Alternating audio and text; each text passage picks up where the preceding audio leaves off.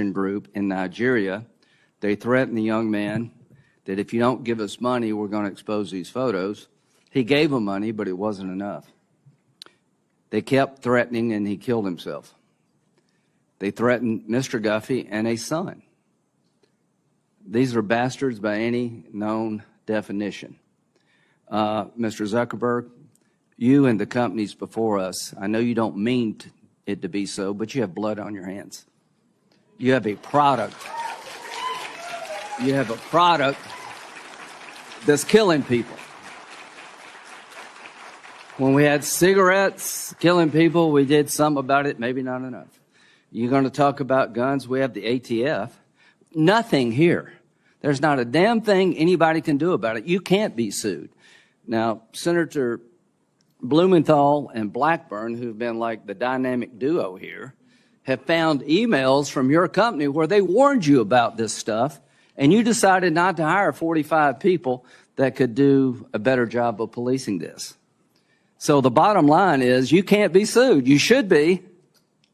And these emails would be great for punitive damages. But the courtroom's closed to every American abused by all the companies in front of me. Of all the people in America we could give blanket liability protection to, this would be the last group I would pick. It is now time to repeal Section 230. This committee is made up of ideologically most different people you could find. We've come together through your leadership, Mr. Chairman, to pass 5 bills to deal with the problem of exploitation of children. I'll talk about them in depth in a little bit. The bottom line is all these bills have met the same fate. They go nowhere. They leave the committee and they die. Now, there's another approach. What do you do with dangerous products? You either allow lawsuits, you have statutory protections to protect consumers, or you have a commission of sorts to regulate the industry in question, to take your license away if you have a license, to fine you. None of that exists here. We live in America in 2024 where there is no regulatory body dealing with the most profitable, biggest companies in the history of the world. They can't be sued, and there's not one law on the book that's meaningful protecting the American consumer. Other than that, we're in a good spot. So here's what I think is going to happen. I think after this hearing today, we're going to put a lot of pressure on our colleagues, leadership of the Republican Democratic Senate, to let these bills get to the floor and vote. And I'm going to go down, starting in a couple of weeks, make unanimous consent request to do CSAM, do the Earn It Act, do your bill, do all of the bills, and you can be famous, come and object. I'm going to give you a chance to be famous. Now, Elizabeth Warren and Lindsey Graham have almost nothing in common. I promised her I would say that publicly. The only thing worse than me doing a bill with Elizabeth Warren is her doing a bill with me. We have sort of parked that because Elizabeth and I see an abuse here that needs to be dealt with. Senator Durbin and I have different political philosophies, but I appreciate what you've done on this committee. You've been a great partner. To all of my Democratic colleagues, thank you very, very much. To my Republican colleagues, thank you all very, very much. Save the applause for when we get a result. It's all talk right now. But there'll come a day, if we keep pressing, to get the right answer for the American people. What is that answer? Accountability. Now, these products have an upside. You've enriched our lives in many ways. Mr. Zuckerberg, you created a product I use. The idea, I think, when you first came up with this, be able to talk to your friends and your family and pass on your life, to be able to have a place where you could talk to your friends and family about good things going on in life. And I use it. We all use it. There's an upside to everything here, but the dark side hasn't been dealt with. It's now time to deal with the dark side because people have taken your idea and they've turned it into a nightmare for the American people.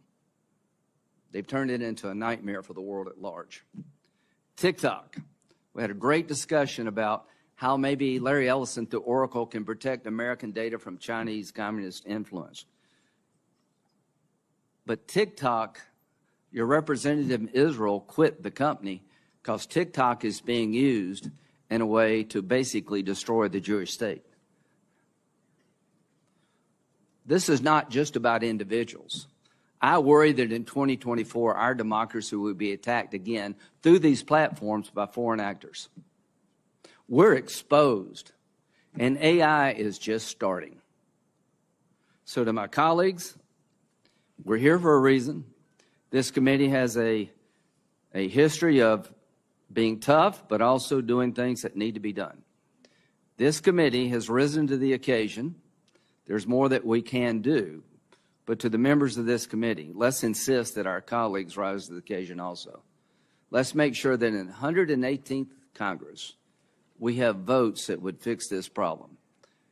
All you can do is cast your vote at the end of the day, but you can urge the system to require others to cast their vote. Mr. Chairman, I will continue to work with you and everybody on this committee to have a day of reckoning on the floor of the United States Senate. Thank you. Thank you, Senator Graham. Today we welcome 5 witnesses whom I'll introduce now. Jason Citron, the CEO of Discord Incorporated. Mark Zuckerberg, the founder and CEO of Meta. Evan Spiegel, the co-founder and CEO of Snap Incorporated. Shou Chu, the CEO of Tic Toc. And Linda Yaccarino, the CEO of X Corporation, formerly known as Twitter. I will note for the record that Mr. Zuckerberg and Mr. Chu are appearing voluntarily. I am disappointed that our other witnesses did not offer that same degree of cooperation. Mr. Citron, Mr. Spiegel, and Ms. Yaccarino are here pursuant to subpoenas. And Mr. Citron only accepted service of his subpoena after U.S. Marshals were sent to Discord's headquarters at taxpayers' expense. I hope this is not a sign of your commitment or lack of commitment to addressing the serious issue before us. After I swear in the witnesses, each witness will have 5 minutes to make an opening statement.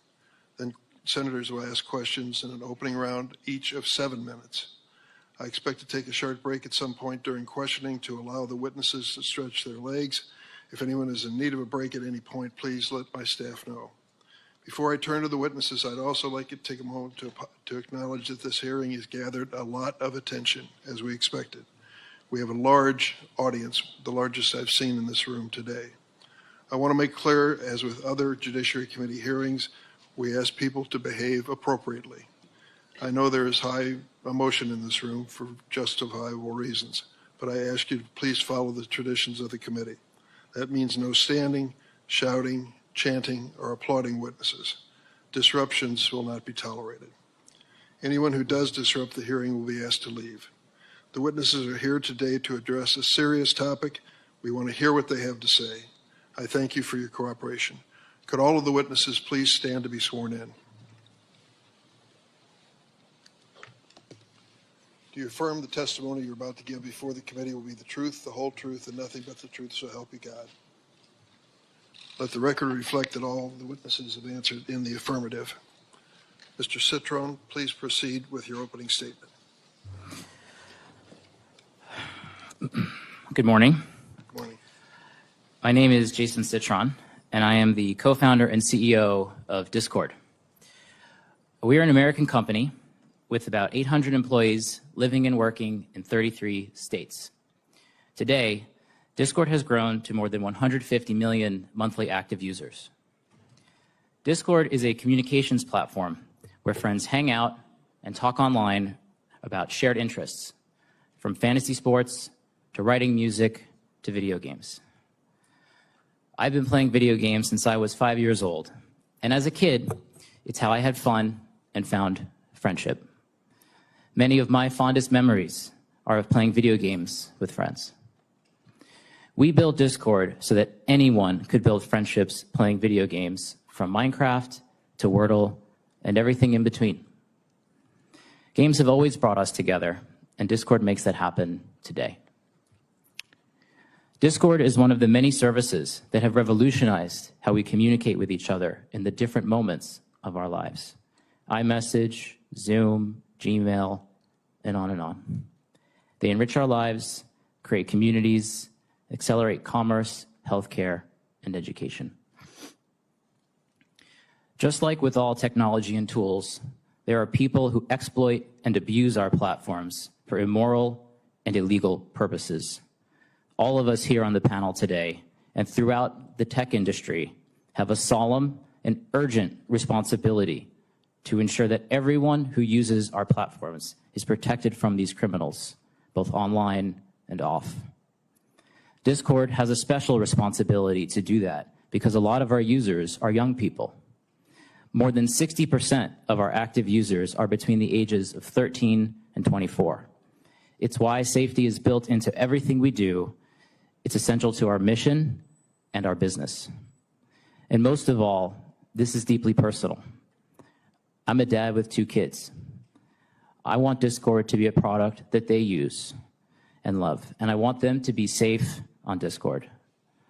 I want them to be proud of me for helping to bring this product to the world. That's why I am pleased to be here today to discuss the important topic of the online safety of minors. My written testimony provides a comprehensive overview of our safety programs. Here are a few examples of how we protect and empower young people. First, we've put our money into safety. The tech sector has a reputation of larger companies buying smaller ones to increase user numbers and boost financial results. But the largest acquisition we've ever made at Discord was a company called Centropy. It didn't help us expand our market share or improve our bottom line. In fact, because it uses AI to help us identify, ban, and report criminals and bad behavior, it has actually lowered our user count by getting rid of bad actors. Second, you've heard of end-to-end encryption that blocks anyone, including the platform itself, from seeing users' communications. It's a feature on dozens of platforms, but not on Discord. That's a choice we've made. We don't believe we can fulfill our safety obligations if the text messages of teens are fully encrypted, because encryption would block our ability to investigate a serious situation and, when appropriate, report to law enforcement. Third, we have a zero-tolerance policy on child sexual abuse material, or CSAM. We scan images uploaded to Discord to detect and block the sharing of this abhorrent material. We've also built an innovative tool, Teen Safety Assist, that blocks explicit images and helps young people easily report unwelcome conversations. We've also developed a new semantic hashing technology for detecting novel forms of CSAM called CLIP, and we're sharing this technology with other platforms through the Tech Coalition. Finally, we recognize that improving online safety requires all of us to work together. So we partner with nonprofits, law enforcement, and our tech colleagues to stay ahead of the curve in protecting young people online. We want to be the platform that empowers our users to have better online experiences, to build true connections, genuine friendships, and to have fun. Senators, I sincerely hope today is the beginning of an ongoing dialogue that results in real improvements in online safety. I look forward to your questions and to helping the committee learn more about Discord. Thank you, Mr. Citron. Mr. Zuckerberg. Chairman Durbin, Ranking Member Graham, and members of the committee. Every day, teens and young people do amazing things on our services. They use our apps to create new things, express themselves, explore the world around them, and feel more connected to the people they care about. Overall, teens tell us that this is a positive part of their lives. But some face challenges online, so we work hard to provide parents and teens support and controls to reduce potential harms. Being a parent is one of the hardest jobs in the world. Technology gives us new ways to communicate with our kids and feel connected to their lives, but it can also make parenting more complicated. And it's important to me that our services are positive for everyone who uses them. We are on the side of parents everywhere working hard to raise their kids. Over the last 8 years, we've built more than 30 different tools, resources, and features that parents can set time limits for their teens using our apps, see who they're following, or if they report someone for bullying. For teens, we've added nudges that remind them when they've been using Instagram for a while or if it's getting late and they should go to sleep, as well as ways to hide words or people without those people finding out. We put special restrictions on teen accounts on Instagram. By default, accounts for under 16s are set to private, have the most restrictive content settings, and can't be messaged by adults that they don't follow or people they aren't connected to. With so much of our lives spent on mobile devices and social media, it's important to look into the effects on teen mental health and well-being. I take this very seriously. Mental health is a complex issue, and the existing body of scientific work has not shown a causal link between using social media and young people having worse mental health outcomes. A recent National Academies of Science report evaluated over 300 studies and found that research, quote, did not support the conclusion that social media causes changes in adolescent mental health at the population level, end quote. It also suggested that social media can provide significant positive benefits when young people use it to express themselves, explore and connect with others. Still, we're going to continue to monitor the research and use it to inform our roadmap. Keeping young people safe online has been a challenge since the internet began. And as criminals evolve their tactics, we have to evolve our defenses too. We work closely with law enforcement to find bad actors and help bring them to justice. But the difficult reality is that no matter how much we invest or how effective our tools are, there's always more to learn and more improvements to make. But we remain ready to work with members of this committee, industry, and parents to make the internet safer for everyone. I'm proud of the work that our teams do to improve online child safety on our services and across the entire internet. We have around 40,000 people overall working on safety and security, and we've invested more than $20 billion in this since 2016, including around $5 billion in the last year alone. We have many teams dedicated to child safety and teen well-being, and we lead the industry in a lot of the areas that we're discussing today. We build technology to tackle the worst online risks and share it to help our whole industry get better, like Project Lantern, which helps companies share data about people who break child safety rules, and we're founding members of Take It Down, a platform which helps young people prevent their nude images from being spread online. We also go beyond legal requirements and use sophisticated technology to proactively discover abusive material. And as a result, we find and report more inappropriate content than anyone else in the industry. As the National Center for Missing and Exploited Children put it this week, Meta goes, quote, above and beyond to make sure that there are no portions of their network where this type of activity occurs, end quote. I hope we can have a substantive discussion today that drives improvements across the industry, including legislation that delivers what parents say they want, a clear system for age verification and control over what apps their kids are using. 3 out of 4 parents want App Store age verification, and 4 out of 5 want parental approval of whenever teens download apps. We support this. Parents should have the final say on what apps are appropriate for their children and shouldn't have to upload their ID every time. That's what app stores are for. We also support setting industry standards on age-appropriate content and limiting signals for advertising to teens to age and location and not behavior. At the end of the day, we want everyone who uses our services to have safe and positive experiences. Before I wrap up, I want to recognize the families who are here today who have lost a loved one or lived through some terrible things that no family should have to endure. These issues are important for every parent and every platform. I'm committed to continuing to work in these areas, and I hope we can make progress today. Thank you. Mr. Speakman?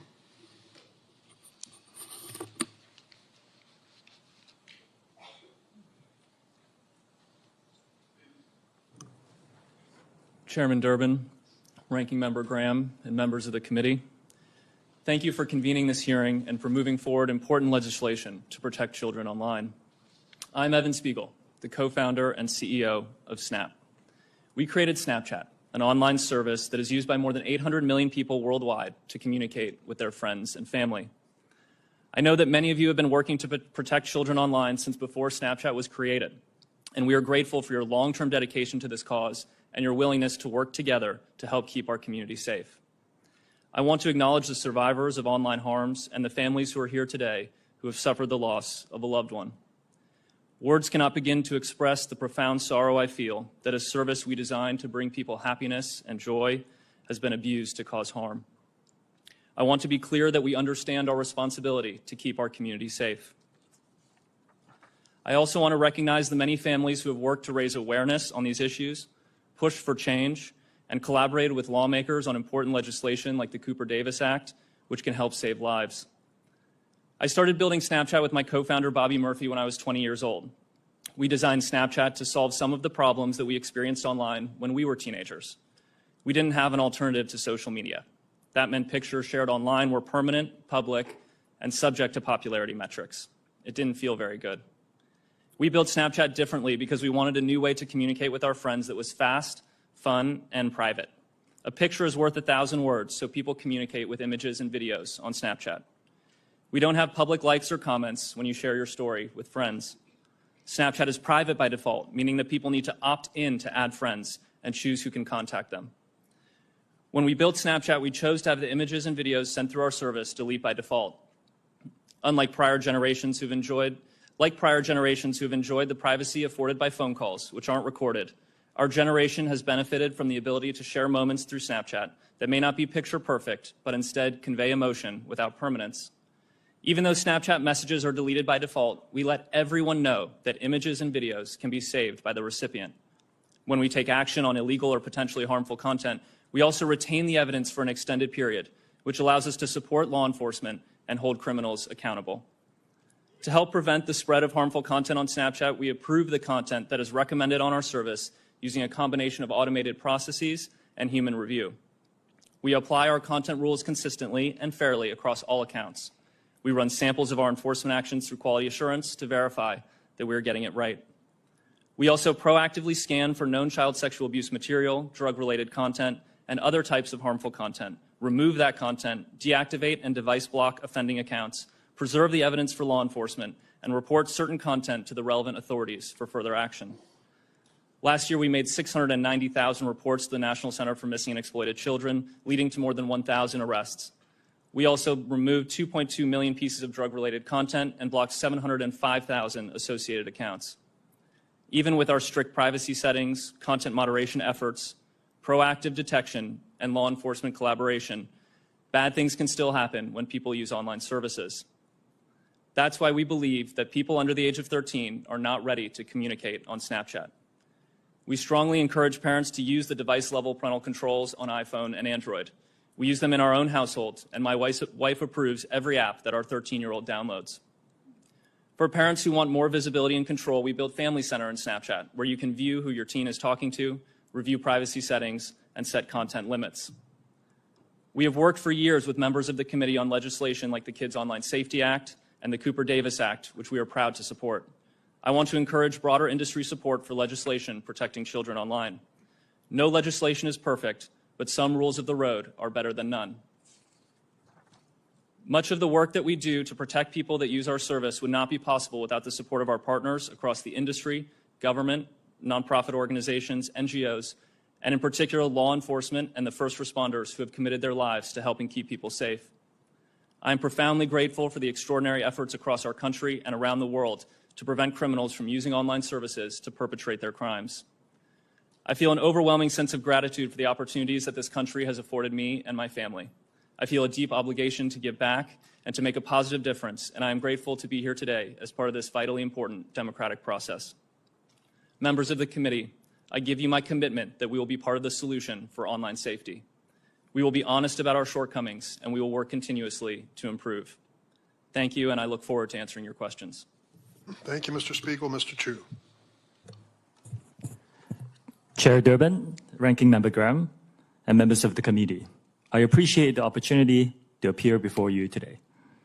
My name is Shou Chu, and I'm the CEO of TikTok, an online community of more than 1 billion people worldwide, including well over 170 million Americans who use our app every month to create, to share, and to discover.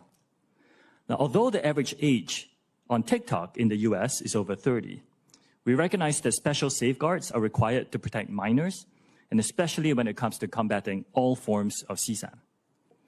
As a father of 3 young children myself, I know that the issues that we're discussing today are horrific and the nightmare of every parent. I am proud of our efforts to address the threats to young people online, from a commitment to protecting them to our industry-leading policies, use of innovative technology, and significant ongoing investments in trust and safety to achieve this goal. TikTok is vigilant about enforcing its 13 and up age policy and offers an experience for teens that is much more restrictive than you and I would have as adults.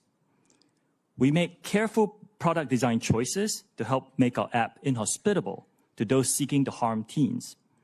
Let me give you a few examples of long-standing policies that are unique to TikTok. We didn't do them last week. First, direct messaging is not available to any users under the age of 16. Second, accounts for people under 16 are automatically set to private along with their content. Furthermore, the content cannot be downloaded and will not be recommended to people they do not know. Third, every teen under 18 has a screen time limit automatically set to 60 minutes. And fourth, only people 18 and above are allowed to use our live stream feature. I'm proud to say that TikTok was among the first to empower parents to supervise their teens on our app with our family pairing tools. This includes setting screen time limits, filtering out content from the teens' feeds, amongst others. We made these choices after consulting with doctors and safety experts who understand the unique stages of teenage development to ensure that we have the appropriate safeguards to prevent harm and minimize risk. Now, safety is one of the core priorities that defines TikTok under my leadership. We currently have more than 40,000 trust and safety professionals working to protect our community globally. And we expect to invest more than $2 billion in trust and safety efforts this year alone, with a significant part of that in our US operations. Our robust community guidelines strictly prohibit content or behavior that puts teenagers at risk of exploitation or other harm, and we vigorously enforce them. Our technology moderates all content uploaded to our app to help quickly identify potential CSAM and other material that breaks our rules. It automatically removes the content or elevates it to our safety professionals for further review. We also moderate direct messages for CSAM and related material, and use third-party tools like PhotoDNA and Take It Down to combat CSAM to prevent content from being uploaded to our platform. We continually meet with parents, teachers, and teens. In fact, I sat down with a group just a few days ago. We use their insight to strengthen the protections on our platform, and we also work with leading groups like the Technology Coalition.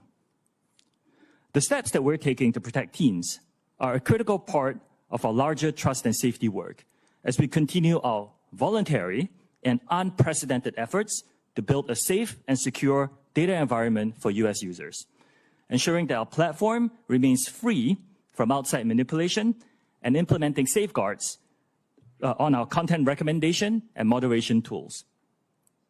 Keeping teens safe online requires a collaborative effort as well as collective action. We share the community's concern and commitment to protect young people online, and we welcome the opportunity to work with you on legislation to achieve this goal. Our commitment is ongoing and unwavering because there is no finish line when it comes to protecting teens. Thank you for your time and consideration today. I'm happy to answer your questions. Thanks, Mr. Ju. Ms. Yaccarino. Chairman Durbin, Ranking Member Graham, and esteemed members of the committee, thank you for the opportunity to discuss X's work in protecting. Ms. Yaccarino, could you check if your microphone is on? My talk button is on? And you might draw. How is that? Okay, Better. maybe Thank I you very much. adjust my chair. Apologies. Start over. Chairman Durbin, Ranking Member Graham, and esteemed members of the committee, thank you for the opportunity to discuss X's work to protect the safety of minors online. Today's hearing is titled A Crisis, which calls for immediate action. As a mother, this is personal, and I share the sense of urgency. X is an entirely new company, an indispensable platform for the world and for democracy. You have my personal commitment that X will be active and a part of this solution. While I joined X only in June of 2023, I bring a history of working together with governments, advocates, and NGOs to harness the power of media to protect people. Before I joined, I was struck by the leadership steps this new company was taking to protect children. X is not the platform of choice for children and teens. We do not have a line of business dedicated to children. Children under the age of 13 are not allowed to open an account. Less than 1% of the US users on X are between the ages of 13 and 17. And those users are automatically set to a private default setting and cannot accept a message from anyone they do not approve. In the last 14 months, X has made material changes to protect minors. Our policy is clear. X has zero tolerance towards any material that features or promotes child sexual exploitation. My written testimony details X's extensive policies on content or actions that are prohibited and include grooming, blackmail, and identifying alleged victims of CSE. We've also strengthened our enforcement with more tools and technology to prevent those bad actors from distributing, searching for, and engaging with CSE content. If CSE content is posted on X, we remove it. And now we also remove any account that engages with CSE content, whether it is real or computer generated.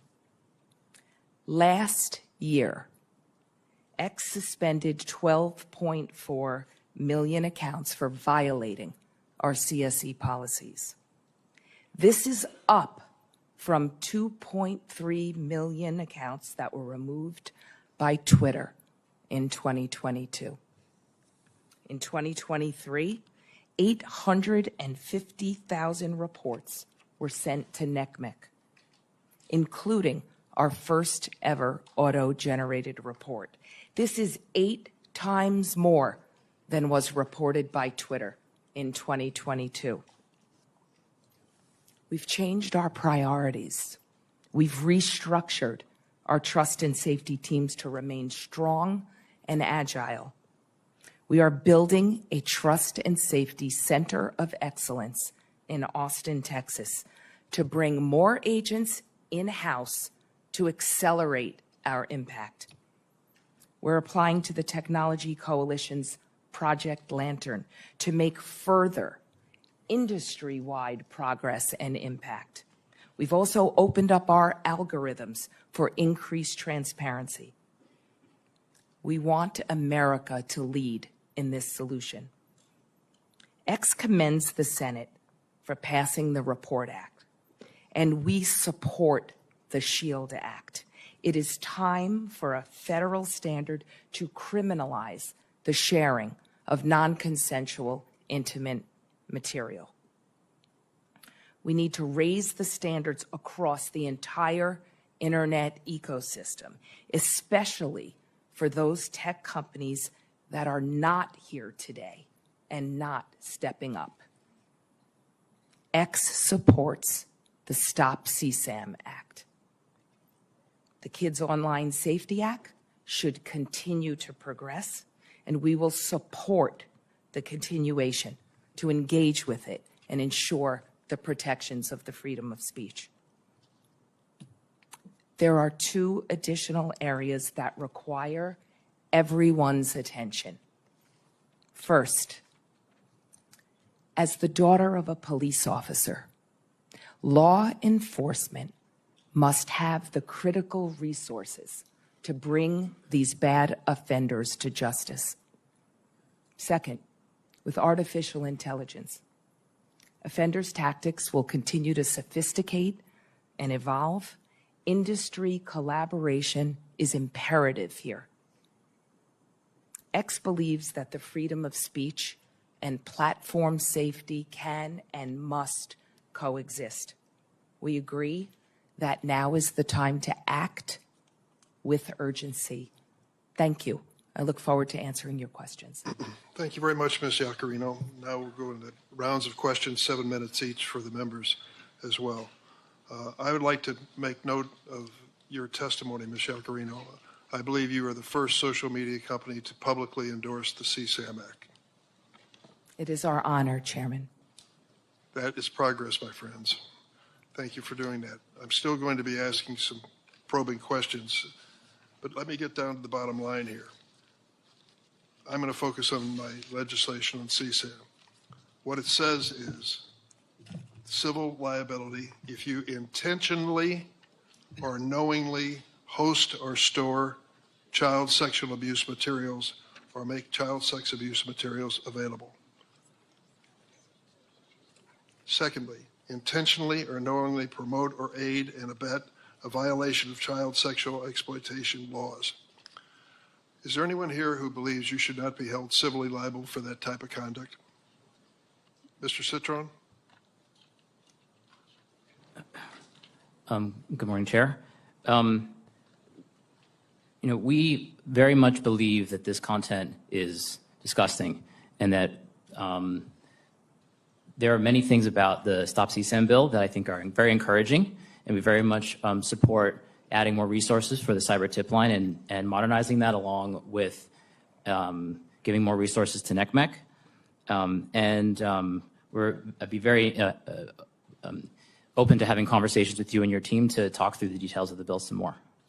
I sure would like to do that, because if you intentionally or knowingly host or store CSAM, I think you ought to at least be civilly liable. I can't imagine anyone who would disagree with that. Yeah, it's disgusting content. It certainly is. That's why we need you supporting this legislation. Mr. Spiegel, I want to tell you, I listened closely to your testimony here, and it's never been a secret that Snapchat is used to send sexually explicit images. In 2013, early in your company's history, you admitted this in an interview. Do you remember that interview? Senator, I don't recall the specific interview. You said that when you were first trying to get people on the app, you would, quote, go up to the people and be like, hey, you should try this application. You can send disappearing photos. And they would say, oh, for sexting? Do you remember that interview? Senator, when we first created the application, it was actually called Pickaboo, and the idea was around disappearing images. The feedback we received from people using the app is that they were actually using it to communicate. So we changed the name of the application to Snapchat, and we found that people were using it to talk visually. As early as 2017, law enforcement identified Snapchat as the pedophile's go-to sexual exploitation tool. The case of a 12-year-old girl identified in court only as LW shows the danger. Over 2.5 years, a predator sexually groomed her, sending her sexually explicit images and videos over Snapchat. The man admitted that he only used Snapchat with LW and not any other platforms because he, quote, knew the chats would go away. Did you and everyone else at Snap really fail to see that the platform was the perfect tool for sexual predators? Senator, that behavior is disgusting and reprehensible. We provide in-app reporting tools so that people who are being harassed or who are, have been shared inappropriate sexual content can report it. In the case of harassment or sexual content, we typically respond to those reports within 15 minutes so that we can provide help. When LW, the victim, sued Snapchat, her case was dismissed under Section 230 of the Communications Decency Act. Do you have any doubt that had Snap faced the prospect of civil liability for facilitating sexual exploitation, the company would have implemented even better safeguards? Senator, we already work extensively to proactively detect this type of behavior. We make it very difficult for predators to find teens on Snapchat. There are no public friends lists, no public profile photos. When we recommend friends for teens, we make sure that they have several mutual friends in common before making that recommendation. We believe those safeguards are important to preventing predators from misusing our platform. Mr. Citron, according to Discord's website, it takes a, quote, proactive and automated approach to safety only on servers with more than 200 members. Smaller servers rely on server owners and community moderators to define and enforce behavior. So how do you defend an approach to safety that relies on groups of fewer than 200 sexual predators to report themselves for things like grooming, trading a CSAM, or sextortion?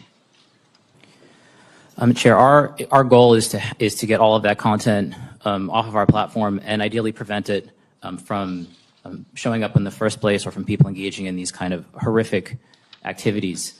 We deploy a wide array of techniques that work across every surface on Discord.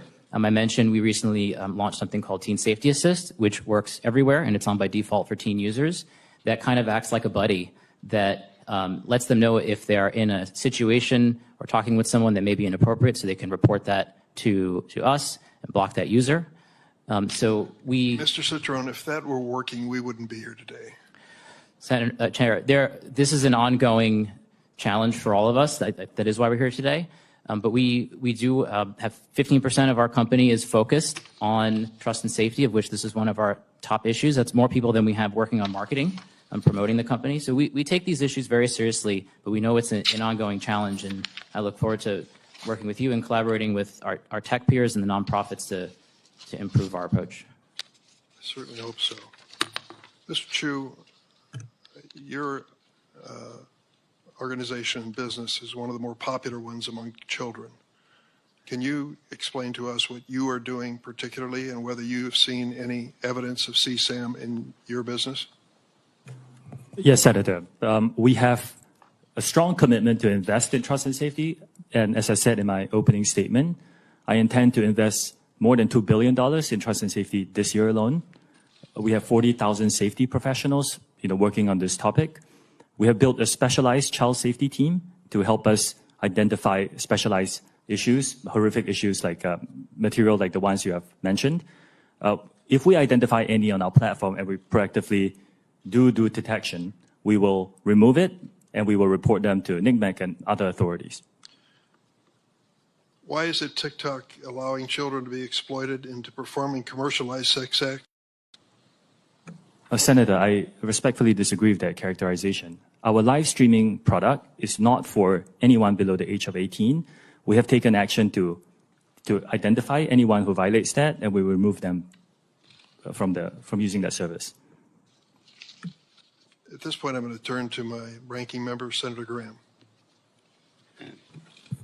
Thank you, Mr. Citron. You said we need to start a discussion. Be honest with you, we've been having this discussion for a very long time. We need to get a result, not a discussion. Do you agree with that? Ranking member, I agree this is an issue that we've also been very focused on since we started our company in 2015, Okay. but this is the first Are time. you familiar with the Earn It Act, authored by myself and Senator Blumenthal? A little bit, yes. Okay, or do you support that? Like yes or no? We're not prepared to support it today, but we believe that Do you section, support the CSAM Act? the Stop CSAM Act, we are not prepared to support today, Okay, but we do you think there. support the SHIELD Act? We believe that the cyber tip line. Do you and, support it, yes or no? we believe that the cyber tip line and I'll NCMEC. take that to be no. The Project Safe Childhood Act, do you support it? We believe that. I'll take that to be no. The Report Act, do you support it? Ranking Member Graham, we very much look forward to having conversations with you and your team. We Well, I want to be look part forward of the to passing solution. the bill that will solve the problem. Do you support removing Section 230 liability protections for social media companies?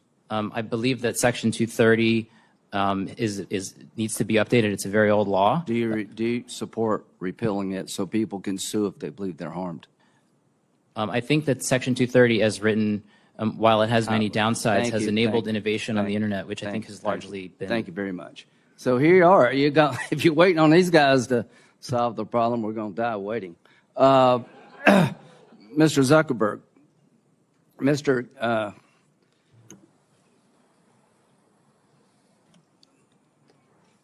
try to be respectful here. The representative from South Carolina, Mr. Guffey's, caught up in a sex extortion ring in Nigeria using Instagram. And he was shaken down, paid money. That wasn't enough, and he killed himself using Instagram. What would you like to say to him? It's terrible. I mean, no one should have to go through something like that. Do you think he should be allowed to sue you? I think that they can sue us. Well, I think he should, and he can't. So the bottom line here, folks, is that this committee is done with talking. We passed 5 bills unanimously that in their different ways.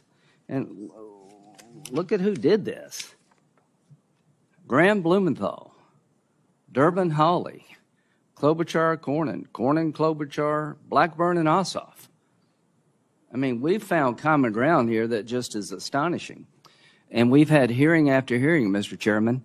And the bottom line is, I've come to conclude, gentlemen, that you're not going to support any of this. Linda, how you say your last name? Yacarino. Do you support the Earn It Act? We strongly support the collaboration to raise industry practices to Do you support the Earn prevent It Act? CSAM. Do you support the Earn It? In English, do you support the Earn It Act? Yes or no? We don't need double speak We look here. forward to supporting and continue our conversations. Okay, so I as think you that can is no. see, But you have taken, the reason the Earn It Act is important, you can actually lose your liability protections when children are exploited and you didn't use best business practices. See, the Earn It Act means you have to earn liability protection. You're given it no matter what you do. So to the members of this committee, it is now time to make sure that the people who are holding up the signs can sue on behalf of their loved ones. Nothing will change until the courtroom door is open to victims of social media. $2 billion, Mr. Chu. How much, what percentage is that of what you made last year?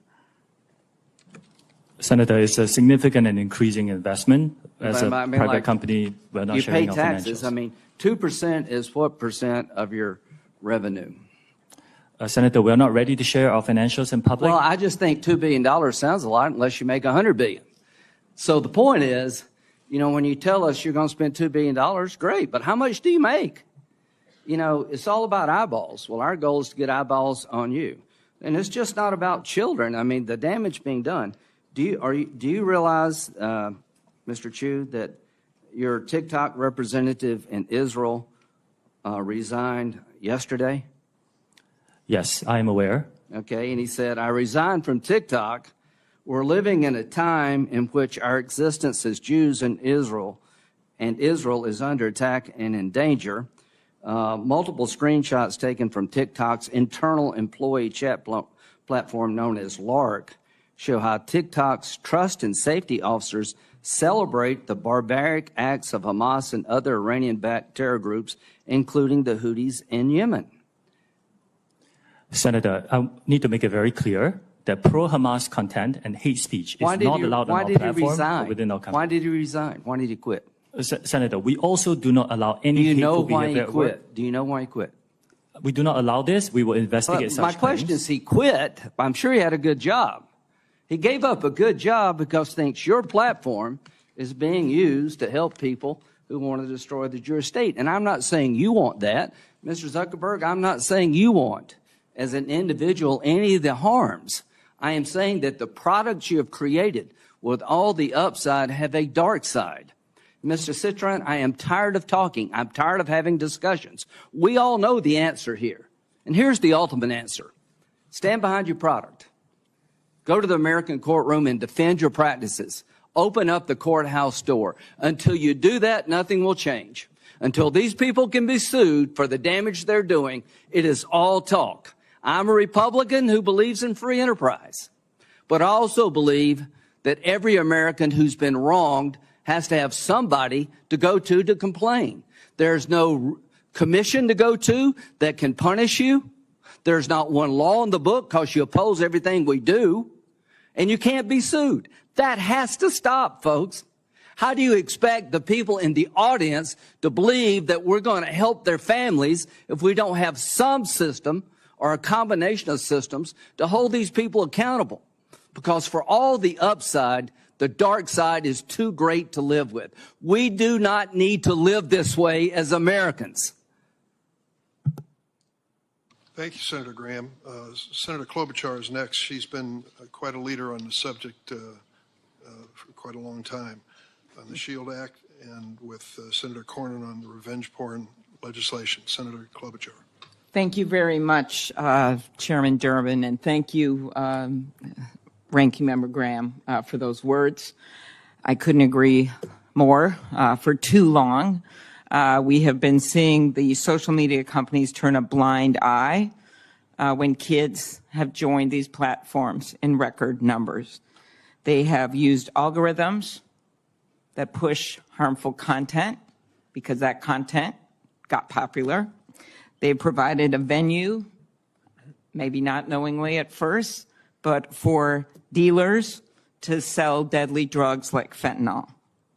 Our own head of our Drug Enforcement Administration has said they've basically been captured by the cartels in Mexico and in China. So I strongly support, first of all, the Stop CSAM bill. I agree with Senator Graham that nothing is going to change unless we open up the courtroom doors. I think the time for all of this immunity is done because I think money talks even stronger than we talk up here. 2 of the 5 bills, as noted, are my bills with Senator Cornyn. One has actually passed through the Senate, but is waiting action in the House. But the other one is the SHIELD Act, and I do support, appreciate the support of that bill. This is about revenge porn. The FBI director testified before this committee. There's been over 20 suicides of kids attributed to online revenge porn in just the last year. But for those parents out there and those families, this is for them about their own child, but it's also about making sure this doesn't happen to other children. I know because I've talked to these parents. Parents like Bridget Noring from Hastings, Minnesota, who is out there today. Bridget lost her teenage son after he took a fentanyl lace pill that he purchased on the internet. Amy Neville is also here. Platform got the pill. Amy Neville is also here. Her son Alexander was only 14 when he died after taking a pill he didn't know was actually fentanyl. We're starting a law enforcement campaign, One Pill Kills in Minnesota, going to the schools with the sheriffs and law enforcement. But the way to stop it is, yes, at the border and at the points of entry, but we know that 30% some of the people that are getting the fentanyl are getting it off the platforms. Meanwhile, social media platforms generated $11 billion in revenue in 2022 from advertising directed at children and teenagers, including nearly $2 billion in ad profits derived from users age 12 and under. When a Boeing plane lost a door in mid-flight several weeks ago, nobody questioned the decision to ground a fleet of over 700 planes. So why aren't we taking the same type of decisive action on the danger of these platforms when we know these kids are dying? We have bills that have passed through this incredibly diverse committee when it comes to our political views, that have passed through this committee, and they should go to the floor. We should do something finally about liability, and then we should turn to some of the other issues that a number of us have worked on when it comes to the charges for app stores and when it comes to some of the monopoly behavior and the self-preferencing. But I'm going to stick with this today. Facts. 1/3 of fentanyl cases investigated over 5 months had direct ties to social media. That's from the DEA. Facts. Between 2012 and 2022, cyber tip line reports of online child sexual exploitation increased from 415,000 to more than 32 million. And as I noted, at least 20 victims committed suicide in sextortion cases. So I'm going to start with that, with you, Mr. Citron. My bill with Senator Cornyn, the SHIELD Act, includes a threat provision that would help protection and accountability for those that are threatened by these predators. Young kids get a picture, send it in, think they got a new girlfriend or a new boyfriend, ruins their life, or they think it's going to be ruined, and they kill themselves. So could you tell me why you're not supporting the SHIELD Act?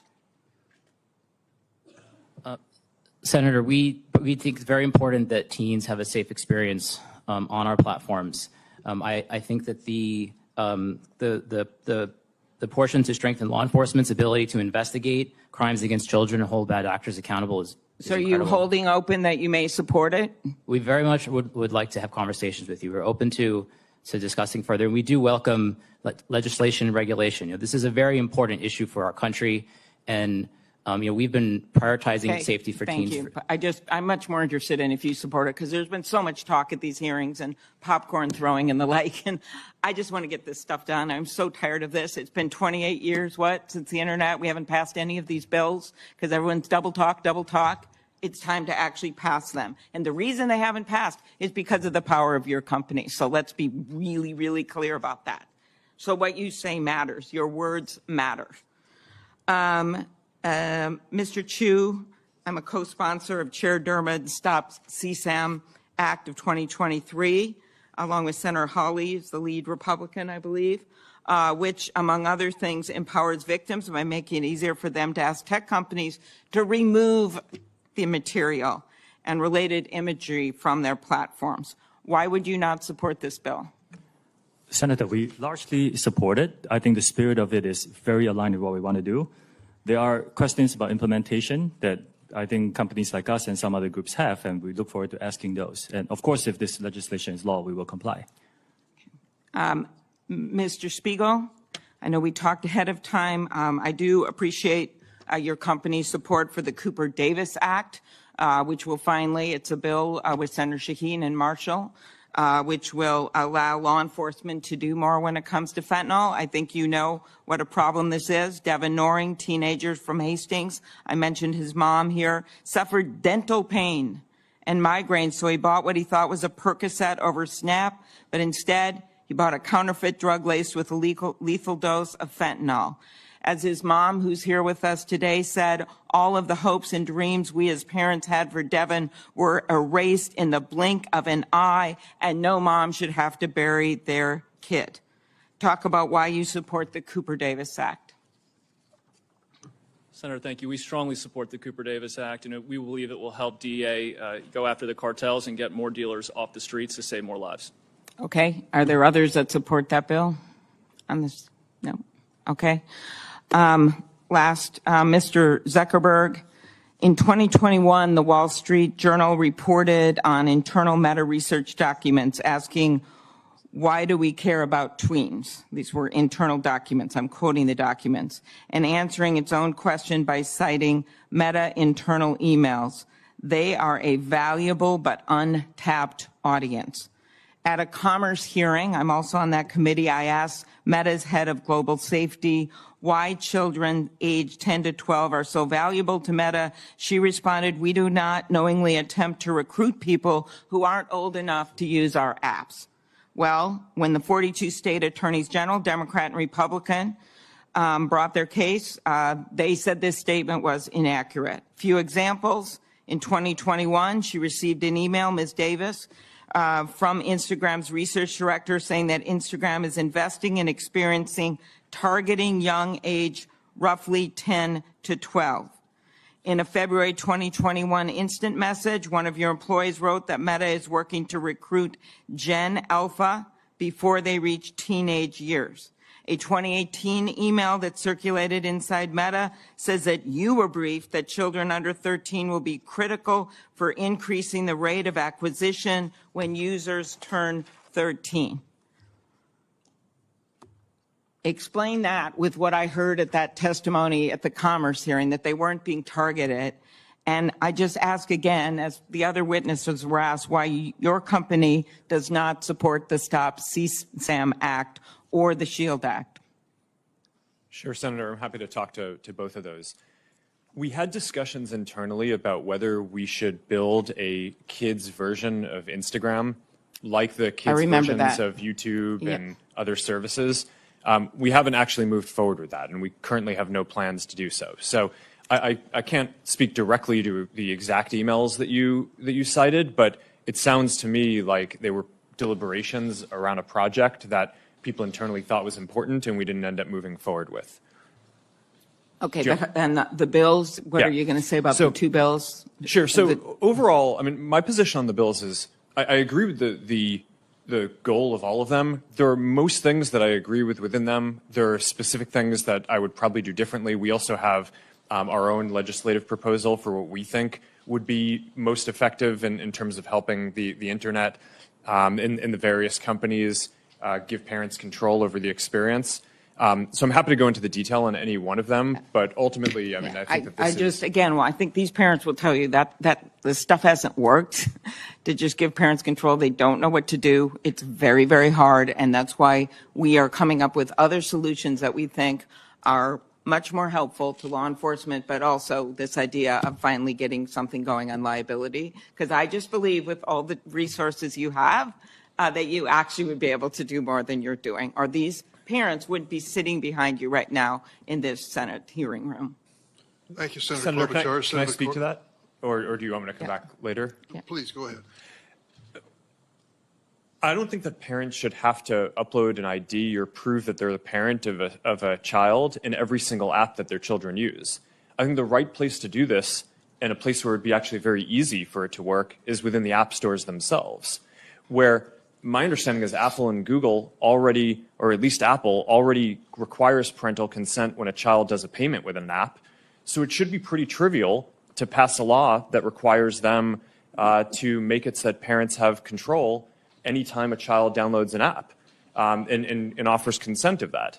And the research that we've done shows that the vast majority of parents want that.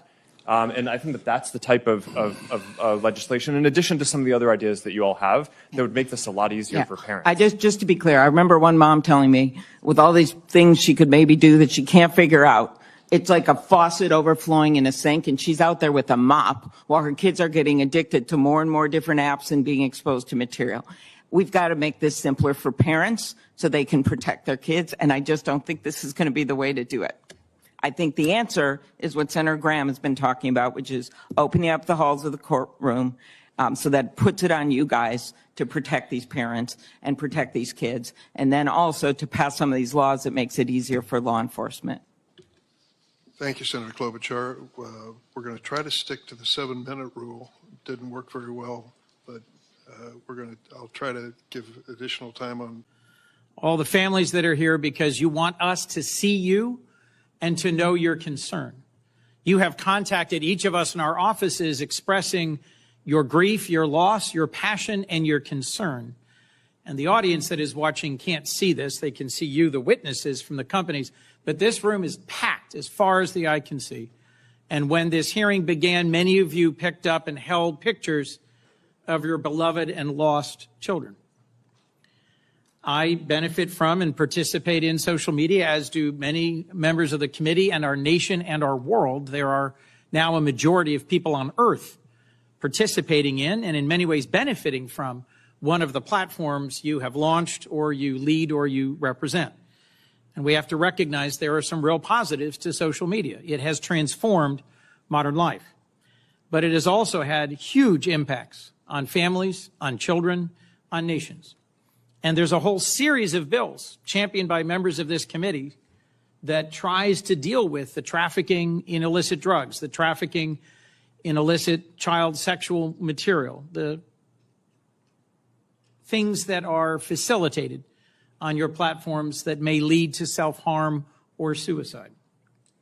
So we've heard from several of the leaders on this committee, the chair and ranking and very talented and experienced senators. The frame that we are looking at this is consumer protection. When there is some new technology, we put in place regulations to make sure that it is not overly harmful. As my friend Senator Klobuchar pointed out, one door flew off of one plane, no one was hurt, and yet the entire Boeing fleet of that type of plane was grounded, and a federal fit-for-purpose agency did an immediate safety review. I'm going to point not to the other pieces of legislation that I think are urgent that we take up and pass, but to the core question of transparency. If you're a company manufacturing a product that is allegedly addictive and harmful, one of the first things we look to is safety information. We try to give our constituents, our consumers, warnings, labels that help them understand what are the consequences of this product and how to use it safely or not. As you've heard pointedly from some of my colleagues, if you sell an addictive, defective, harmful product in this country in violation of regulations and warnings, you get sued. And what is distinct about platforms as an industry is most of the families who are here because there were not sufficient warnings and they cannot effectively sue you. So let me dig in for a moment if I can, because each of your companies voluntarily discloses information about the content and the safety investments you make and the actions you take. There was a question pressed, I think it was by Senator Graham earlier, about Tic Toc. I believe, Mr. Chu, you said invest $2 billion in safety. My background memo said your global revenue is $85 billion. Mr. Zuckerberg, my background memo says you're investing $5 billion in safety in Meta, and your annual revenue is on the order of $116 billion. So what matters, you can hear some expressions from the parents in the audience, what matters is the relative numbers and the absolute numbers. Your data folks, if there's anybody in this world who understand data, it's you guys. So I want to walk through whether or not these voluntary measures of disclosure of content and harm are sufficient. Because I would argue we're here because they're not. Without better information, how can policymakers know whether the protections you've testified about, the new initiatives, the starting programs, the monitoring, and the takedowns are actually working? How can we understand meaningfully how big these problems are without measuring and reporting data? Mr. Zuckerberg, your testimony referenced a National Academy of Sciences study that said at the population level, there is no proof about harm for mental health. Well, it may not be at the population level, but I'm looking at a room full of hundreds of parents who have lost children. And our challenge is to take the data and to make good decisions about protecting families and children from harm. So let me ask about what your companies do or don't report.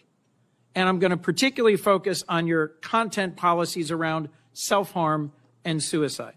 And I'm just going to ask a series of yes or no questions. And what I'm getting at is, do you disclose enough?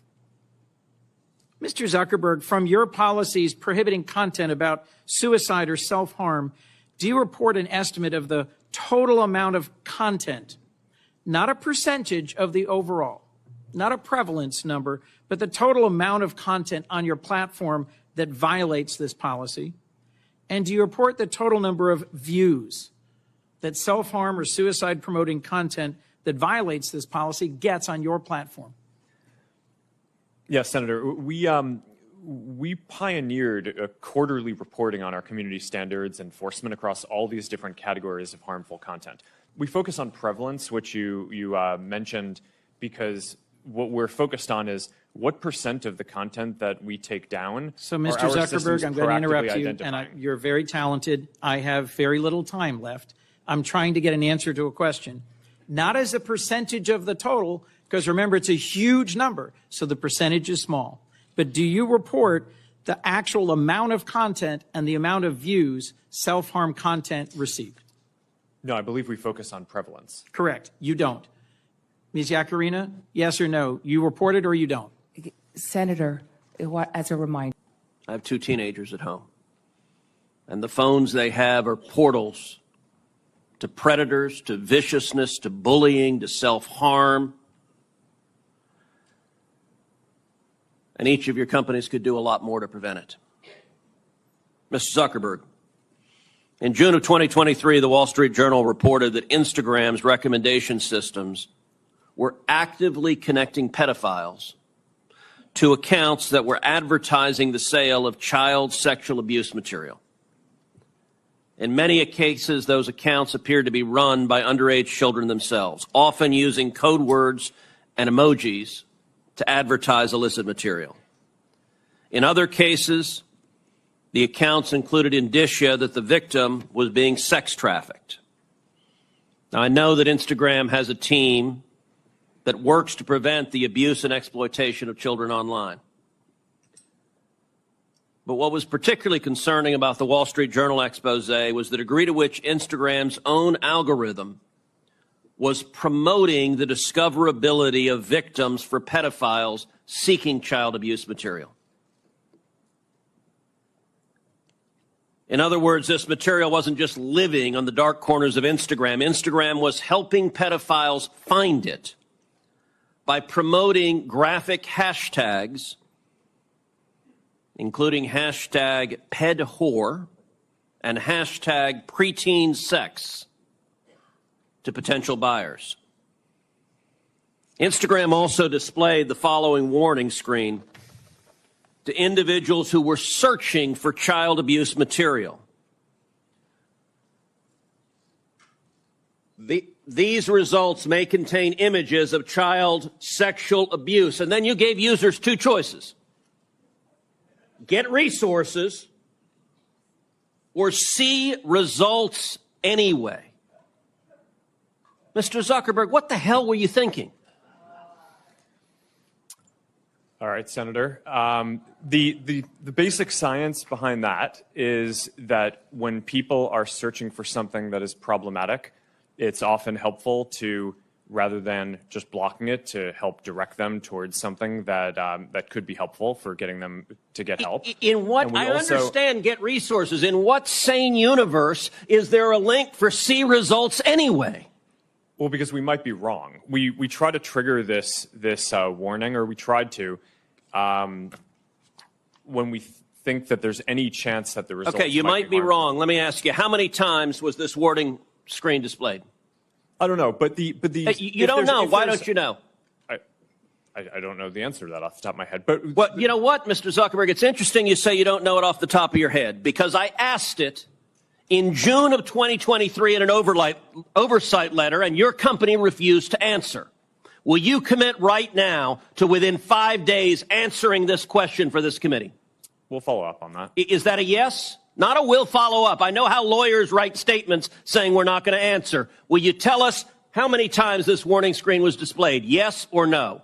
Senator, I'll personally look into it. I'm not sure if we have. Okay, so you're refusing to answer that. Let me ask you this. How many times did an Instagram user who got this warning that you're seeing images of child sexual abuse, how many times did that user click on see results anyway? I want to see that. Senator, I'm not sure if we stored that, but I'll personally look into this and we'll follow up after. And what follow-up did Instagram do when you have a potential pedophile clicking on I'd like to see child porn? What did you do next when that happened? Senator, I think that an important piece of context here is that any context that we think is child sexual Mr. Zuckerberg, abuse, that's called a question.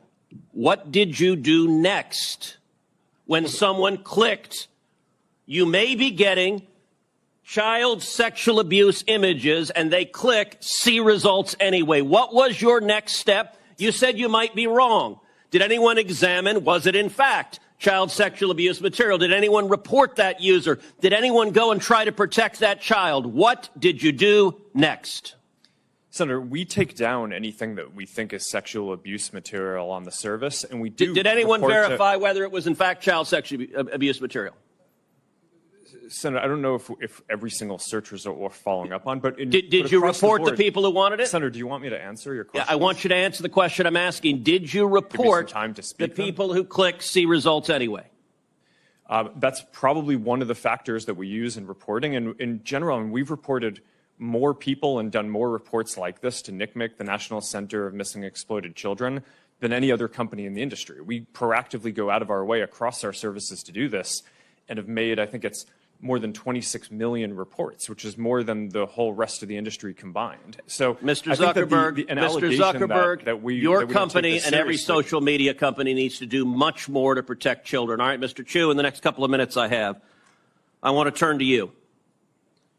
You're familiar with China's 2017 national intelligence law, which states, quote, all organizations and citizens shall support, assist, and cooperate with national intelligence efforts in accordance with the law and shall protect national intelligence work secrets they are aware of.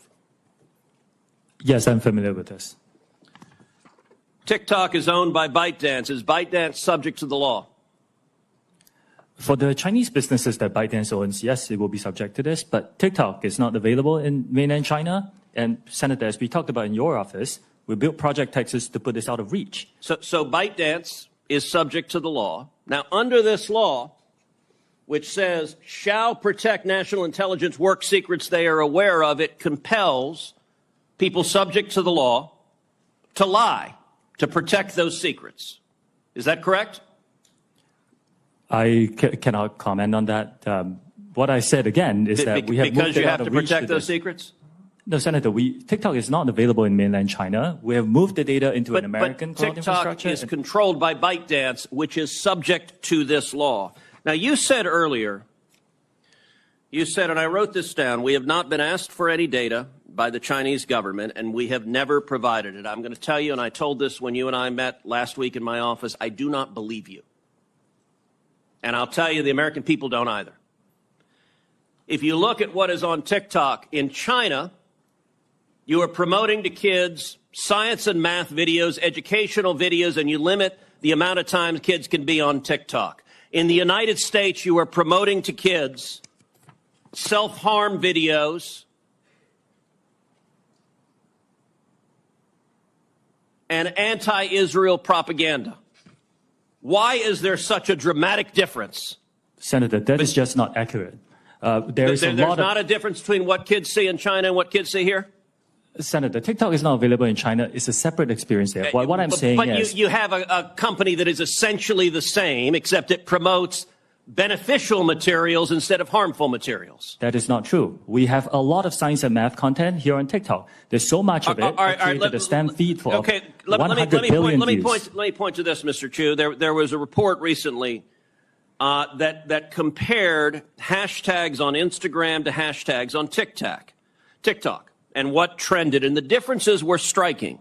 So, for something like hashtag Taylor Swift or hashtag Trump, researchers found roughly 2 Instagram posts for every 1 on TikTok. That's not a dramatic difference.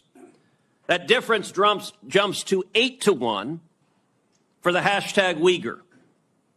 And it jumps to 30 to 1 for the hashtag Tibet. And it jumps to 57 to 1 to the hashtag Tiananmen Square. And it jumps to 174 to 1 for the hashtag Hong Kong protest. Why is it that on Instagram, people can put up a hashtag Hong Kong protest 174 times compared to TikTok? What censorship is TikTok doing at the request of the Chinese government? None. Senator, that analysis is flawed. The analysis is flawed. It's been debunked by other external sources like the Cato Institute. Fundamentally, a few things happen here. Not all videos carry hashtags. That's the first thing. The second thing is that you cannot selectively choose a few words within a certain time period. Why the difference between Taylor Swift and Tiananmen Square? What happened in Tiananmen Square? Senator, there was a massive protest during that time. But what I'm trying to say is our users can freely come and post this content. Why would there be no difference on Taylor Swift, or a minimal difference, and a massive difference on Tiananmen Square or Hong Kong? Senator, could you wrap up, please? Senator, our algorithm does not suppress any content simply based on it. To answer that question, why is there a difference? Like I said, I think this analysis is flawed. You're selectively choosing some words over some periods. We haven't been around as long as other apps. There is an obvious difference. 174 to 1 for Hong Kong compared to Taylor Swift is dramatic. Senator Blumenauer. Thanks, Mr. Chairman. Mr. Zuckerberg. Blumenthal, I'm sorry. Thank you. I know both of them. That was good enough. Mr. Zuckerberg, you know who Antigone Davis is, correct? Yes. She's one of your top leaders.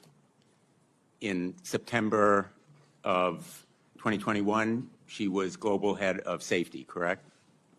Yes. And you know that she came before a subcommittee of the Commerce Committee that I chaired at the time, Subcommittee on Consumer Protection, correct? Yes. And she was testifying on behalf of Facebook, right? Meta, but yes. It was then Facebook, but Meta now. And she told us, and I'm quoting, Facebook is committed to building better products for young people and to doing everything we can to protect their privacy, safety, and well-being on our platforms. And she also said, kids' safety is an area where, quote, we are investing heavily, end quote. We now know that statement was untrue. We know it from an internal email that we have received. It's an email written by Nick Clegg. You know who he is, correct? Yes. He was Meta's president of global affairs, and he wrote a memo to you, which you received, correct? It was written to you. So I can't see the email, but sure, I'll assume that you got it that correct. And he summarized Facebook's problems. He said, quote, we are not on track to succeed for our core well-being topics: problematic use, bullying and harassment, connections, and SSI, meaning suicidal self-injury. He said also in another memo, quote, we need to do more and we are being held back by a lack of investment. This memo has the date of August 28th, just weeks before that testimony from Antigone Davis, correct? Sorry, Senator, I'm not sure what the date of the testimony was. Well, those are the dates on the emails. Nick Clegg was asking you, pleading with you for resources to back up the narrative, to fulfill the commitments. In effect, Antigone Davis was making promises that Nick Clegg was trying to fulfill, and you rejected that request for 45 to 84 engineers to do well-being or safety. We know that you rejected it from another memo, Nick Clegg's assistant, Tim Colburn, who said, Nick did email Mark, referring to that earlier email, to emphasize his support for the package, but it lost out to the various other pressures and priorities. We've done a calculation that those potentially 84 engineers would have cost Meta about $50 million in a quarter when it earned $9.2 billion. And yet it failed to make that commitment in real terms, and you rejected that request because of other pressures and priorities. That is an example from your own internal document of failing to act, and it is the reason why we can no longer trust Meta and, frankly, any of the other social media to, in effect, grade their own homework. The public, and particularly the parents in this room, know that we can no longer rely on social media to provide the kind of safeguards that children and parents deserve. And that is the reason why passing the Kids Online Safety Act is so critically important. Mr. Zuckerberg, do you believe that you have a constitutional right to lie to Congress? Senator, no, but I mean, well, let me just clarify for you. I mean, I'd like the opportunity let me to just respond clarify to for you. In a lawsuit brought by hundreds of parents, some in this very room, alleging that you made false and misleading statements concerning the safety of your platform for children, you argued in not just one pleading, but twice, in December and then in January, that you have a constitutional right to lie to Congress. Do you disavow that filing in court? Senator, I don't know what filing you're talking about, but I testified honestly and truthfully, and I would like the opportunity to respond to the previous things that you showed as well. Well, I have a few more questions, and let me ask others who are here, because I think it's important to put you on record. Who will support the Kids Online Safety Act? Yes or no? Mr. Citron? There are parts of the act that we think are great. No, and it's a yes or no question. I'm going to be running out of time, so I'm assuming the answer is no if you can't answer yes. We very much think that the national privacy That's a standard no. would be great. Mr. Siegel? Senator, we strongly support the Kids Online Safety Act, and we've already implemented many of its core provisions. Thank you. I welcome that support, along with Microsoft's support. Mr. Chu? Senator, with some changes, we can support it. Well, in its present form, do you support it? Yes or no? We are aware that some groups have raised some concerns. It's important to understand I'll how take those that as a concerns- no. Ms. Yaccarino? Senator, we support COSA and will continue to make sure that it accelerates and make sure it continues to offer community for teens that are seeking that voice. Mr. Zuckerberg?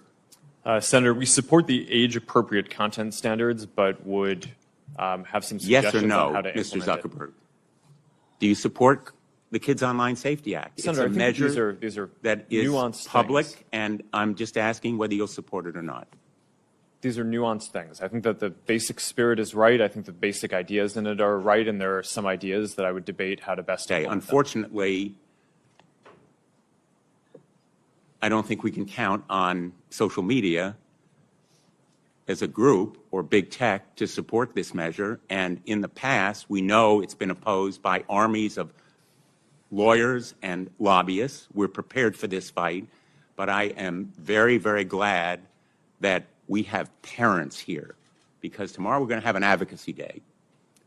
And the folks who really count, the people in this room who support this measure, are going to be going to their representatives and their senators, and their voices and faces are going to make a difference. Senator Schumer has committed that he will work with me to bring this bill to a vote, and then we will have real protection for children and parents online. Thank you, Mr. Chairman.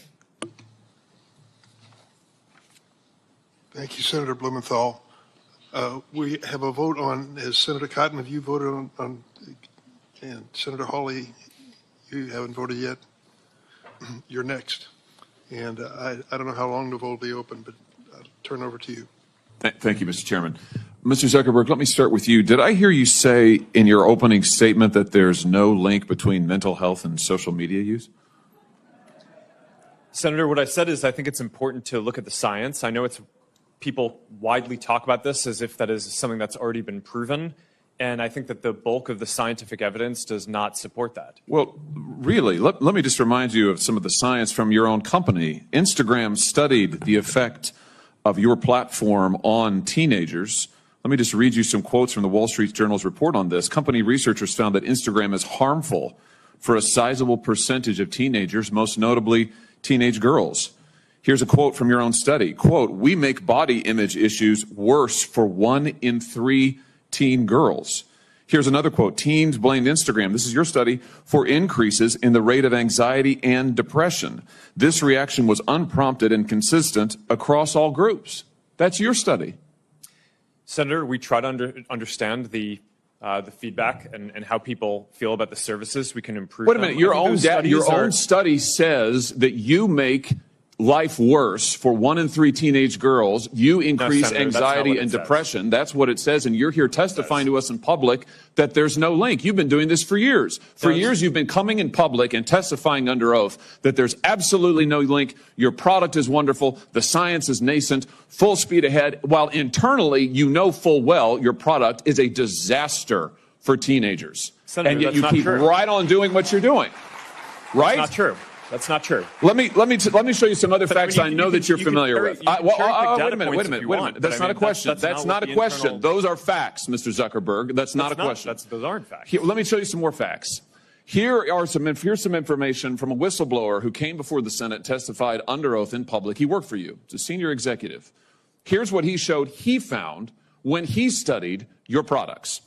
So, for example, this is girls between the ages of 13 and 15 years old. 37% of them reported that they had been exposed to nudity on the platform unwanted in the last 7 days.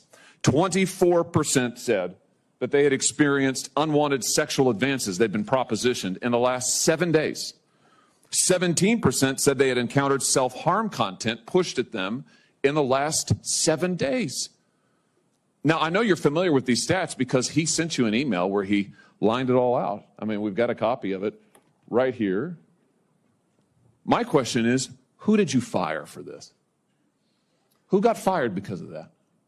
Senator, we study all of this because it's important and we want to improve our services. Well, you just told me And a I think second ago that you studied it, that there was no linkage.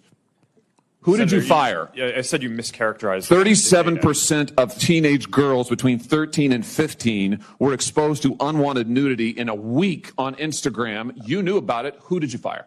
Senator, this is why we're building all. Who these did you different fire? Tools. Senator, I don't think that's. Who did you fire? I'm not going to answer that. Because you didn't fire anybody, right? You didn't take any significant I don't think action. it's appropriate to talk about It's not appropriate. HR decisions. Do you know who's sitting behind you? You've got families from across the nation whose children are either severely harmed or gone, and you don't think it's appropriate to talk about steps that you took? The fact that you didn't fire a single person? Let me ask you this. Have you compensated any of the victims?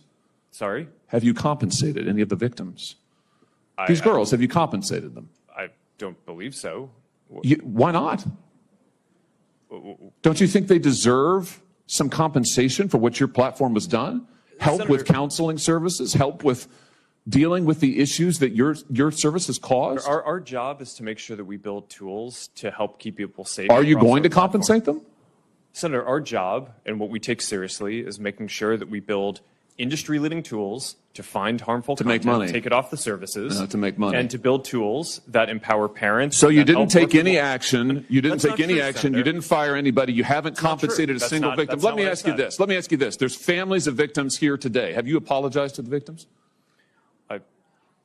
Would you like to do so now? Well, they're here. You're on national television. Would you like now to apologize to the victims who have been harmed by your product? Show them the pictures. Would you like to apologize for what you've done to these good people?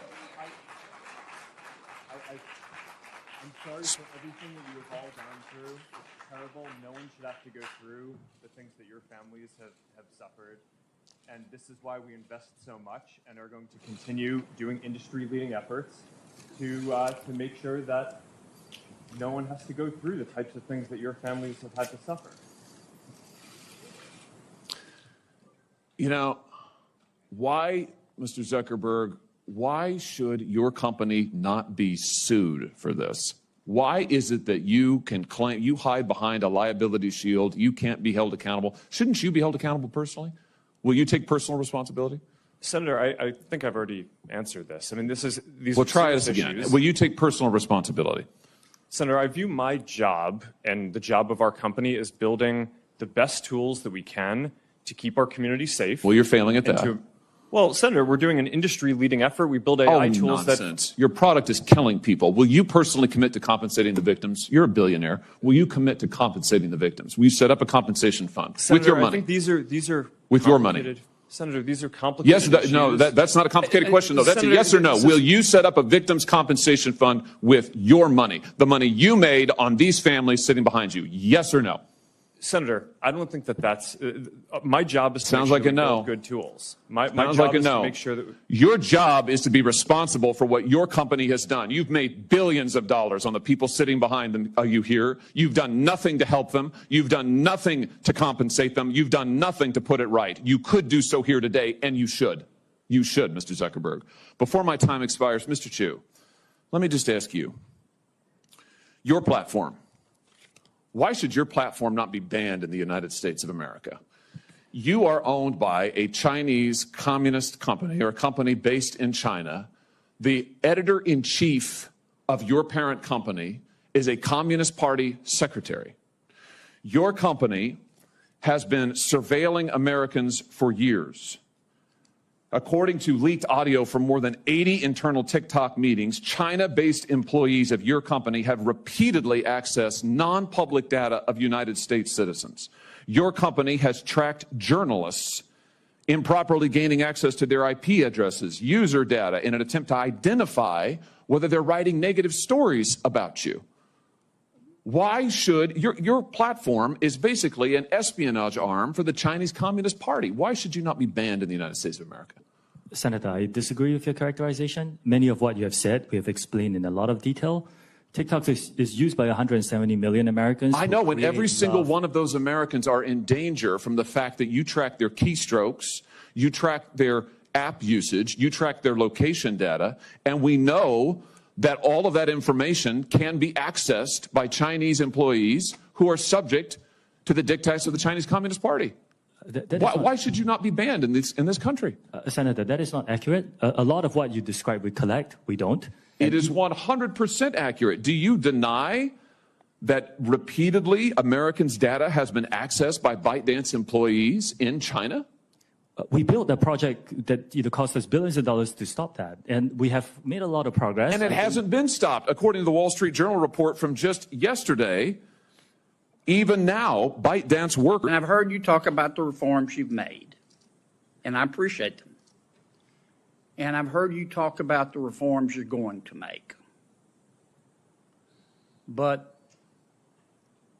I don't think you're going to solve the problem. I think Congress is going to have to help you.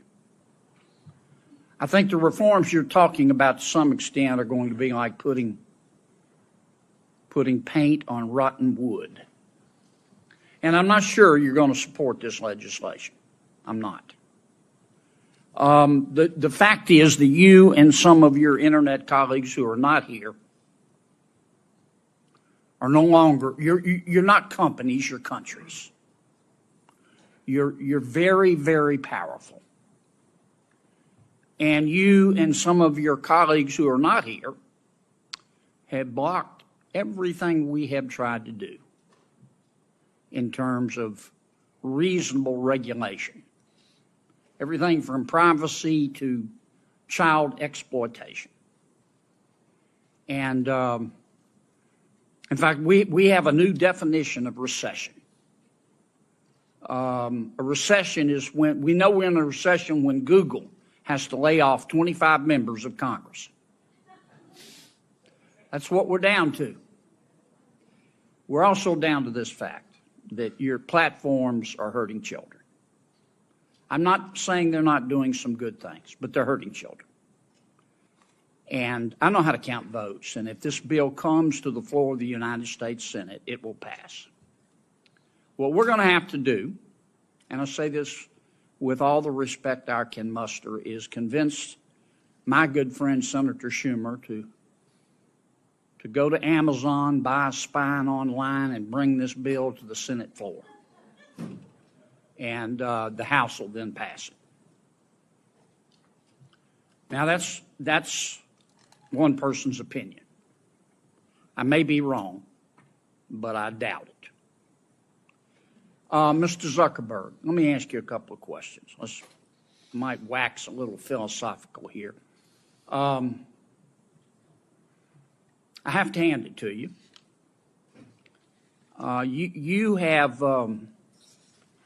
You have convinced over 2 billion people to give up all of their personal information, every bit of it, in exchange for getting to see what their high school friends had for dinner Saturday night. That's pretty much your business model, isn't it? It's not how I would characterize it. And we give people the ability to connect with the people they care about and to engage with the topics that they care about. And you take this information, this abundance of personal information, and then you develop algorithms to punch people's hot buttons, and send and steer to them information that punches their hot buttons again and again and again to keep them coming back and to keep them staying longer. And as a result, your users see only one side of an issue. And so, to some extent, your platform has become a killing field for the truth, hasn't it? I mean, Senator, I disagree with that characterization. We build ranking and recommendations because people have a lot of friends and a lot of interests, and they want to make sure that they see the content that's relevant to them. We're trying to make a product that's useful to people and make our services as helpful as possible for people to connect with the people they care about and the interests they care about. But you don't That's what we show do. them both sides. You don't give them balanced information. You just keep punching their hot buttons, punching their hot buttons. You don't show them balanced information so people can discern the truth for themselves. And you rev them up so much that so often your platform and others becomes just cesspools of snark where nobody learns anything, don't they? Well, Senator, I disagree with that. I think people can engage in the things that they're interested in and learn quite a bit about those. We have done a handful of different experiments and things in the past around news and trying to show content on a diverse set of perspectives. I think that there's more that needs to be explored there, but I don't think that we can solve that by ourselves. One of the things that I saw... I'm sorry to cut you off, Mr. President, but I'm going to run out of time. Do you think your users really understand what they're giving to you, all their personal information, and how you process it and how you monetize it? Do you think people really understand? Senator, I think people understand the basic terms. I mean, I think that there's. I actually think that a lot of people overestimate how much information It's been a couple of years since we talked about this. User agreements still suck. I'm not sure how to answer that, Senator. Can you still hide a dead body and all that legalese where nobody can find it? Senator, I'm not quite sure what you're referring to, but I think people get the basic deal of using these services. It's a free service. You're using it to connect with the people you care about. If you share something with people, other people will be able to see your information. It's inherently, if you're putting something out there to be shared publicly or with a private set of people, it's, you're inherently putting it out there. So I think people get that basic part of how the service Mr. Zuckerberg, you're in the foothills of creepy. You track people who aren't even Facebook users. You track your own people, your own users who are your product, even when they're not on Facebook. I'm going to land this plane pretty quickly, Mr. Chairman. I mean, it's creepy. And I understand you make a lot of money doing it, but I just wonder if our technology is greater than our humanity. I mean, let me ask you this final question.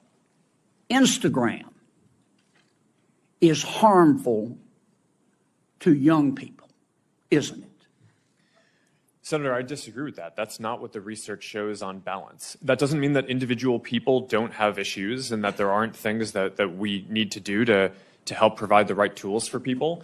But across all of the research that we've done internally, I mean, the survey that the senator previously cited, there are 12 or 15 different categories of harm that we asked teens if they felt that Instagram made it worse or better. And across all of them, except for the one that Senator Hawley cited, more people said that using Instagram made the different issues that they face, Mr. Zuckerberg, either positive or... we just have to agree to disagree. If you believe that Instagram, I'm not saying it's intentional, but if you agree that if you think that Instagram is not hurting millions of our young people, particularly young teens, particularly young women, you shouldn't be driving. To each of you for coming, and I know some of you had to be subpoenaed to get here, but we do appreciate that you all are here. Mr. Chu, I want to come to you first.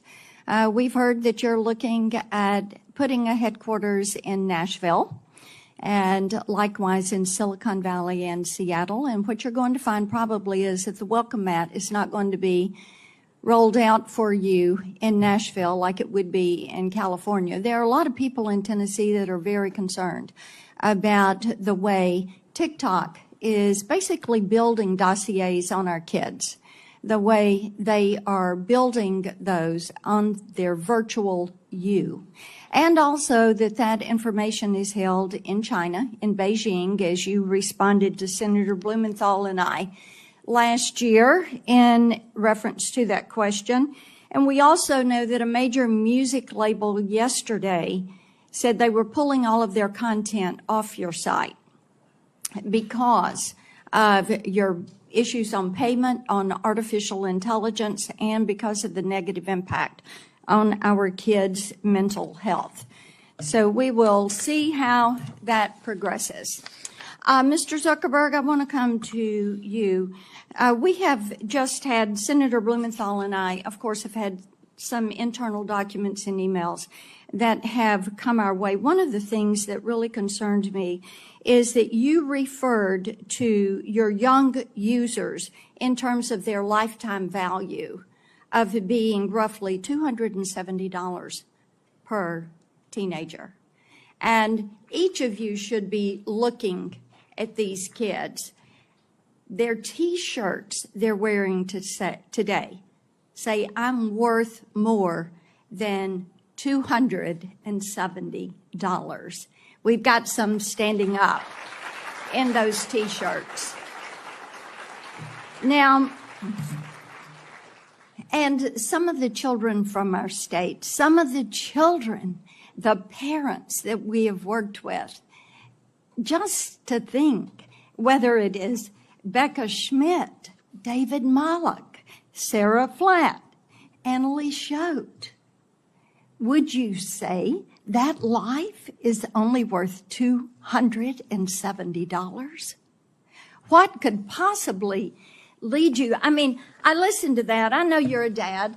I'm a mom. I'm a grandmom. And how could you possibly even have that thought?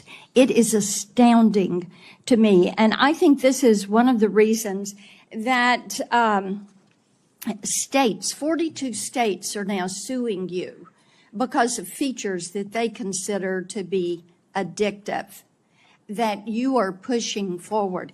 And in the emails that we've got from 2021 that go from August to November, there is the staff plan that is being discussed. And Antigone Davis, Nick Clegg, Sheryl Sandberg, Chris Cox, Alex Schultz, Adam Masseri are all on this chain of emails on the well-being plan. And then we get to one. Nick did email Mark for emphasis to emphasize his support for the package, but it sounds like it lost out to various other pressures and priorities. See, this is what bothers us. Children are not your priority. Children are your product. Children you see as a way to make money. And children, protecting children in this virtual space, you made a conscious decision.